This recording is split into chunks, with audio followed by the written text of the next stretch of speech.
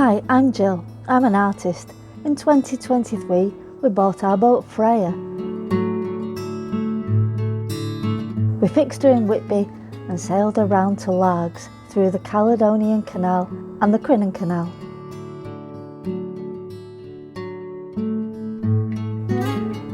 I did some paintings on the way.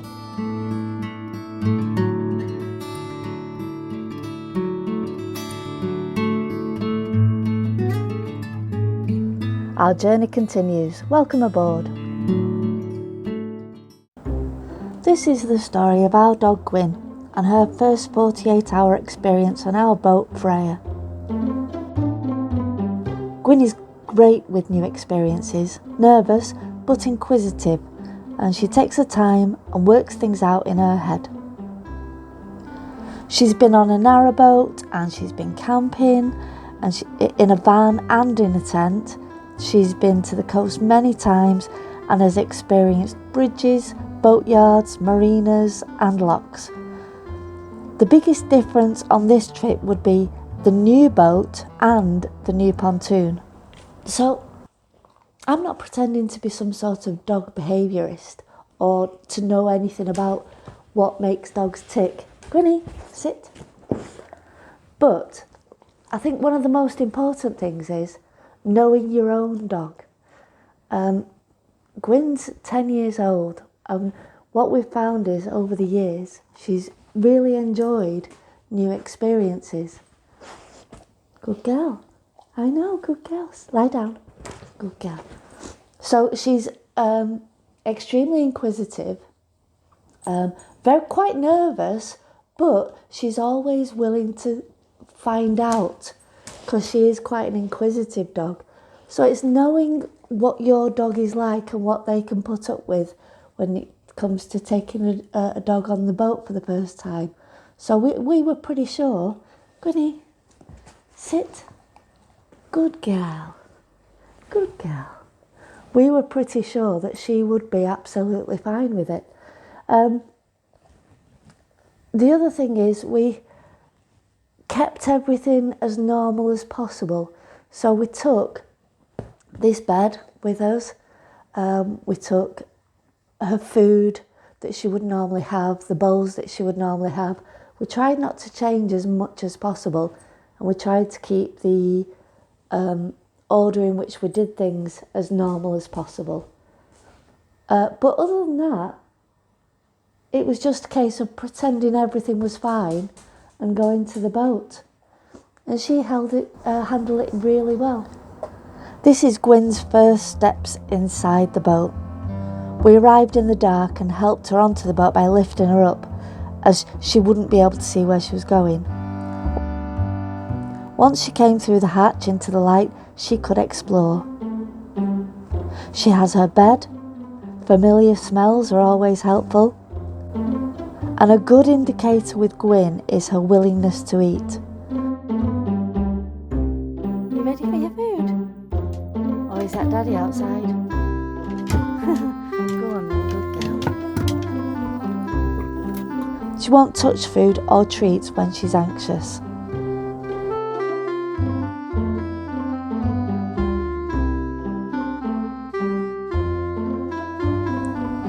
Then she's back in her bed. She looks relaxed, but you can see she's still alert.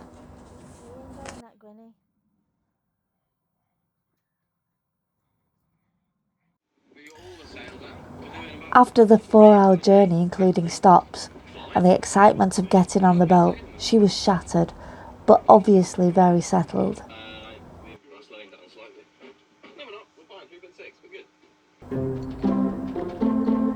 The next morning, we just let her sniff around anywhere she wanted to go, with no stress. What's this, Guinea?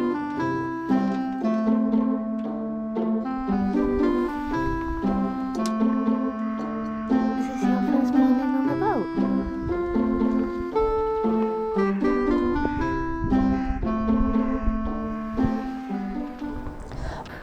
Mark did a few jobs around the rigging, checking and tightening bits.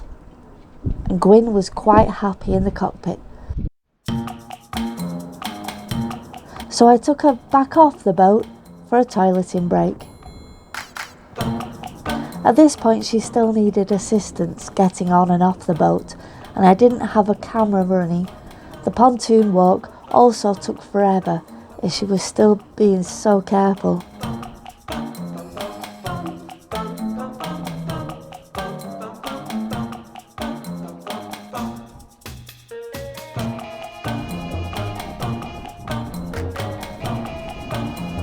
She was still up to her smelly dog tricks in no time. On the way back, I had a chance to film her on the pontoon. She's doing a lot better, but her ears are still alert, her toes and claws are still wide and gripping, her legs are slightly splayed for stability, and her tail is low, but not tucked under. She's making forward progress and gaining confidence. Back on the boat, she was settled and checking out the neighbours. We decided it was time to do some jobs and let her chill.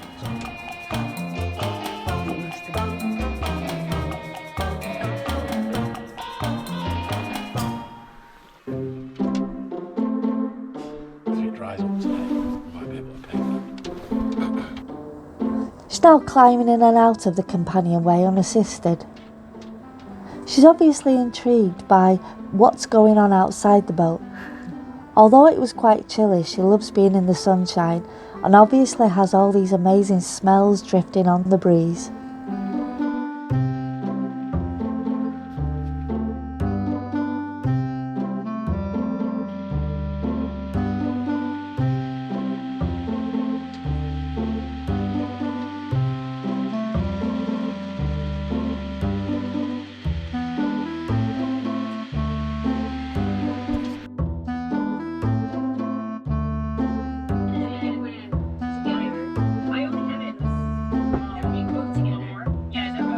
Sunshine.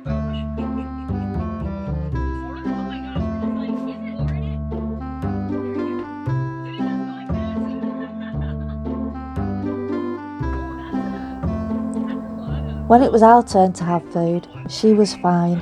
Obviously she would rather have some, but she'd already had hers. Again, showing an interest in the word breakfast shows her indifference to being on a boat. Are we having our breakfast? Yeah, we're having our breakfast. Oh, poor Guinea.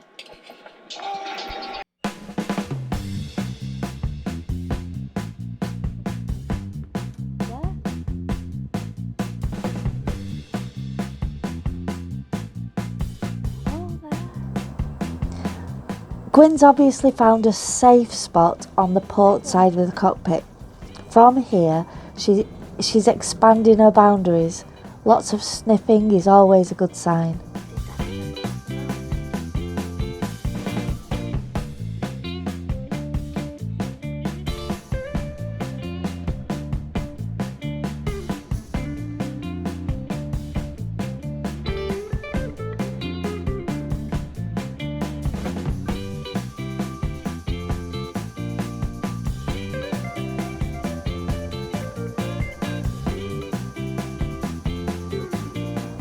The next job would be to turn the engine on.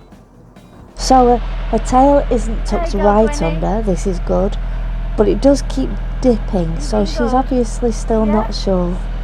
She's quivering, again showing nervousness, but being next to Mark is giving her reassurance. Although notice he isn't giving her too much attention, this is all supposed to be completely normal. The opening of the mouth and the panting is showing also a bit of anxiety. So we just wait.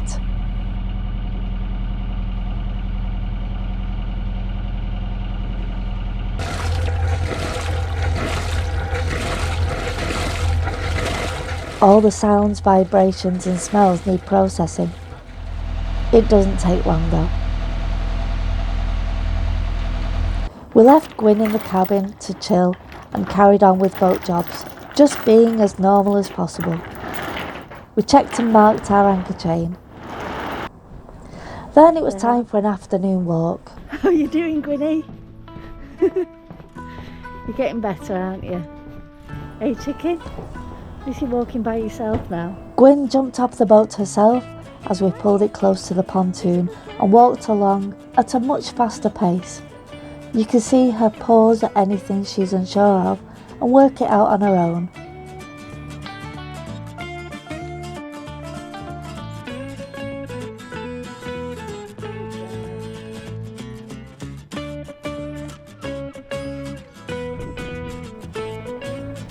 And this is what it's all about, letting her enjoy her walks and meet other off-lead pups for a bit of fun.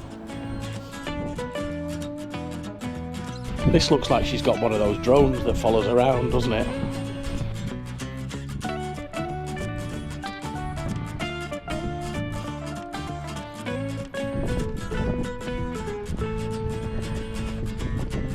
Guin! Come on! Come on!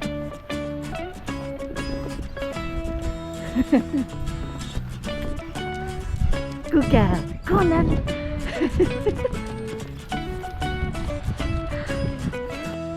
Go on the beach, Gwynny. Come on then. Go this way, Gwyn, Gwyn. She sprints off so fast, her stopping and turning turns into a bit longer. This way.